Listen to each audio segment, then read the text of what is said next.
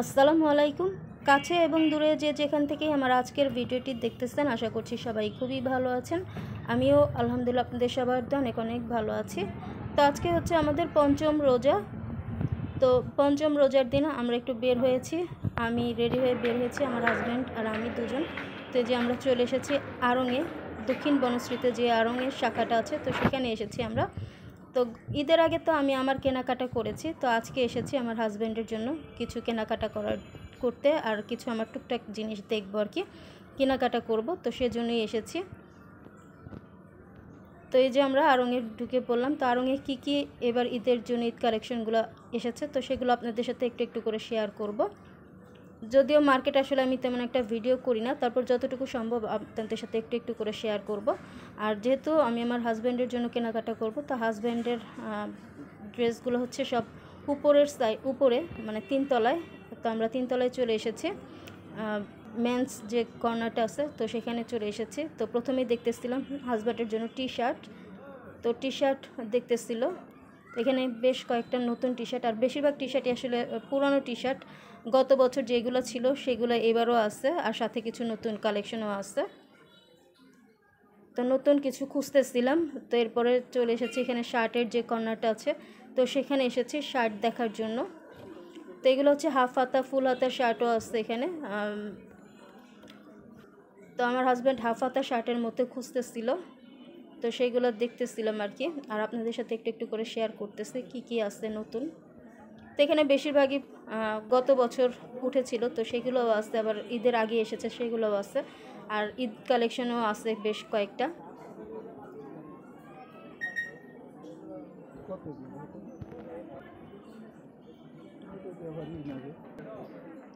আর এই যে এখানে হচ্ছে যে পার্টি ওয়্যারগুলো আছে সেগুলা, আর এখানে হচ্ছে পাঞ্জাবি। তো এখন পাঞ্জাবি দেখার জন্য এসেছি, তো হাজব্যান্ড পাঞ্জাবি কিনবে, তো পাঞ্জাবি দেখতেছিলাম।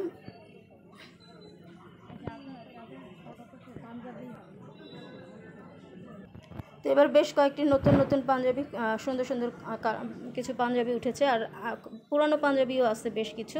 তো যাই হোক, আমার হাজব্যান্ডের কেনাকাটা মোটামুটি হয়ে গেছে। তো এখন আমি আমার জন্য স্যান্ডেল দেখতেছিলাম।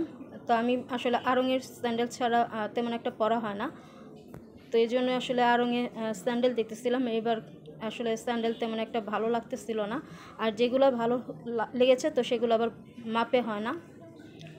আর এই যেখানে ব্যাগে কিছু কালেকশন আছে সেগুলো একটু একটু দেখতেছিলাম। তো এবার আসলে এই আড়ংয়ের শাখাতে আমি আমার কোনো জুতা বা কিছুই খুঁজে পাইনি, আমার মাপে হয়নি। তো আবার দেখি আবার সামনে আরেকটা আড়ংয়ে যাব অন্য শাখাতে। তো যাই হোক, আমরা কেনাকাটা করে বের হয়ে গিয়েছি। তো এরপর এখানে এসেছি দই কেনার জন্য। তো দই কেনা হয়ে গেছে, তো এখন আমরা বাসায় চলে যাব। তো আমাদের মোটামুটি আজকের মতো কেনাকাটা শেষ হয়ে গেছে, আর বাসায় ফিরতে ফিরতে প্রায় আসরের ওয়াক্ত হয়ে গেছে। তো এসে ঝটপট যতটুকু সম্ভব আর কি ইফতার তৈরি করব। তো এই যে এখানে চিড়াটাকেই করে ঝেড়ে নিচ্ছি, কারণ চিড়ার মধ্যে কিন্তু অনেক ময়লা থাকে, এই জন্য চিড়াটাকে প্রথমে ঝেড়ে নিচ্ছি। আর এই যে চিড়াটাকে কয়েকবার ধুয়ে নিয়েছি, ধুয়ে যতক্ষণ ময়লা পানিটা বের হয়েছে ততক্ষণ এটা ধুয়ে নিয়েছি, ধুয়ে এটাকে পানিতে ভিজিয়ে রাখবো। তো এটা ভিজিয়ে রাখলাম, এটা এদিকে ভিজানো থাক, আর এদিকে আমি আমার অন্যান্য ইফতারগুলো ভেজে নিব। তো এখানে আমি আসলে তেমন একটা ভাজা পোড়া আমরা কেউই খাই না, আমার আম্মু পছন্দ করে না তেমন একটা, আমিও খাই না, আমার হাজব্যান্ড একদমই পছন্দ করে না ভাজা পোড়া। তো এই জন্য ভাজা পোড়া আসলে আমরা কমই করি। তো এখানে যে রোলগুলো বানিয়েছিলাম চিকেন ভেজিটেবল রোল, তো এই চিকেন ভেজিটেবল রোলের ভিডিও আমার চ্যানেলে অলরেডি আছে, আমি লিঙ্কটা ডেসক্রিপশন বক্সে অ্যাড করে দেবো, আপনারা চাইলে সেটা দেখে নিতে পারেন। তো এই রোলগুলো তো আমরা ফ্রোজেন করে রেখেছিলাম, তো এখন সেই রোলগুলোই বের করে আমরা ভেজে নিই ইফতারের আগ দিয়ে। আর রোলগুলো যখন ভাজবেন ইফতারের আগ দিয়ে, ভাজার আগ দিয়ে বের করে ভেজে নিলেই কিন্তু ইফতারটা রেডি হয়ে যাবে। তো এই যে কথা বলতে বলতে কিন্তু আমার রোলগুলো প্রায় ভাজা হয়ে গেছে। যখন সুন্দর একটা ব্রাউন কালার চলে আসবে তখন রোলগুলোকে তুলে নিলেই কিন্তু হয়ে যাবে। তো এই যে 3টে আমি প্রথমে দিয়েছিলাম, তো এই 3টা কিন্তু আমার ভাজা হয়ে গেছে, পরে আবার বাকি 2টা দিয়েছি, তো ওই 2টা এখনও ভাজা হয়নি। তো যেগুলো ভাজা হয়েছে সেগুলো একটা একটা করে তুলে নিচ্ছি। তো এই যেখানে আমি সবগুলো রোল আমার ভাজা হয়েছে তুলে নিয়েছি। তো এখন মার্কেট থেকে আসার পরে আসলে শরবতটা তৈরি করে রেখেছিলাম, তো ট্যাংটা মিশাই নেই, তো এখন সেই ট্যাংটা মিশিয়ে নিচ্ছি। আর এই ট্যাংটা হচ্ছে ইসবগুলের ভুসির সাথে মিক্স করা একটা ট্যাং। তো এইটা খেতে কিন্তু, এই শরবতের এটা খেতে কিন্তু ভীষণ ভালো লাগে। তো এই যে আমি 2 চামচের মতো দিয়েছিলাম। তো আমার কাছে মনে হচ্ছে এখানে একটু আরেকটু দিলে ভালো হবে। তো আমি এই জন্য আবার একটু দিয়ে দিলাম, দিয়ে যে আমার শরবতটা আমি বানিয়ে নিচ্ছি। তো এই শরবতটা খেতে কিন্তু বেশ ভালো লাগে, ঠান্ডা ঠান্ডা শরবত, লেবুর শরবত বানিয়েছিলাম। তো এই যে শরবতটা হয়ে গেছে। আর এই যে এখানে চিড়াটাকে ভিজিয়ে রেখেছিলাম, তো চিড়াটা কিন্তু বেশ ফুলে উঠেছে। তো এখন চিড়ার মধ্যে আমি চিনিটা দিয়ে দিচ্ছি। আর রোজার মধ্যে আসলে সারাদিন রোজা রাখার পর চিড়াটা না খেলে কিন্তু ভালো লাগে না। তো এই জন্য আসলে প্রতিদিন চিড়াটা আমার লাগে। তো এখানে আমি আমার হাজব্যান্ড দুজনের জন্য চিড়া ভিজিয়েছি। তো আমার হাজব্যান্ড দুজনেরই কিন্তু চিড়া খেতে খুবই ভালো লাগে। যদি আমার আম্মু চিড়া তেমন একটা পছন্দ করে না। তো এখানে আমি আমার হাজব্যান্ডের জন্য চিড়াটা ভিজিয়েছি। তো এখন এর মধ্যে একটা ছোট্ট একটা কলা দিয়ে দিচ্ছি।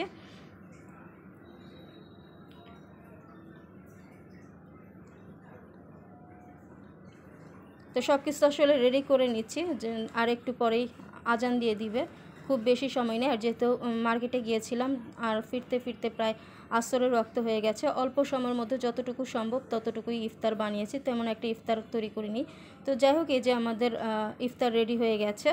তো এই যে চিড়াটা রেডি করে নিয়েছি, আর এর সাথে আছে এখানে রোলটা যে ভেজে নিয়েছি, তো রোল, আর আছে এখানে যে দই কিনে এনেছি, দই চিড়া খাবো।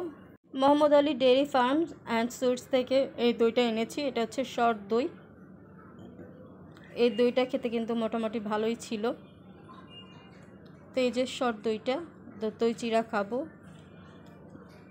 দইটা আসলে ইফতারের আগ দিয়ে মিলাবো। আর এই যেটা হচ্ছে আমাদের বড় বেবিটা আমাকে দিয়ে গেছে, ও চিড়া মাখিয়েছে, ও নিজেই বানিয়েছে এটা, সাথে উপরে আইসক্রিম দিয়ে দিয়েছে, তো আমাকে দিয়ে গেল। আর এই যে খেজুর আছে, সাথে এখানে নুডলস, আর এই যে শসা, এখানে ছোলা ছিল, আর এই যে এখানে মিষ্টি আলু আমার পছন্দের, আর এই যে শরবতটা তৈরি। তো আলহামদুলিল্লাহ, এই যে আমাদের ইফতার রেডি। তো আর একটু পরে আজান হবে। তো যাই হোক, আমাদের ইফতার করা হয়ে গেছে। আর এই যে ইফতারের পরে আমাদের পাখির আসলে অনেক দিন কোনো ভিডিও দেওয়া হয় না, তাই আজকে মনে করলাম একটু ভিডিও দিই, যেহেতু আমাদের পাখিটা বাচ্চা ফুটিয়েছে। তো জানি না আপনারা কতটুকু দেখতে পারতেছেন। তো ওই যে ওই 2 পাখির মাঝখানে কিন্তু ওদের বাচ্চা, তো একটা বাচ্চা ফুটেছে, আর একটা আসলে ডিম এখনও ফুটায় নেই। আর অনেক দিন পরে ওরা বাচ্চা ফুটালো, প্রায় দীর্ঘ 1 বছর পর বাচ্চা ফুটেছে। তো আমার পাখি ছিল প্রায় 8 থেকে 10টার মতো। তো বেশিরভাগ পাখি কিন্তু উড়ে গেছে। তো একদম শেষ মুহূর্তে 2টা পাখি ছিল।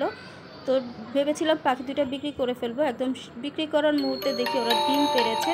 তো একটা বাচ্চা ফুটেছে, আর একটা তা দিচ্ছে এখনও। তো সেটাও কিন্তু খুব তাড়াতাড়ি ফুটে যাবে আশা করছি।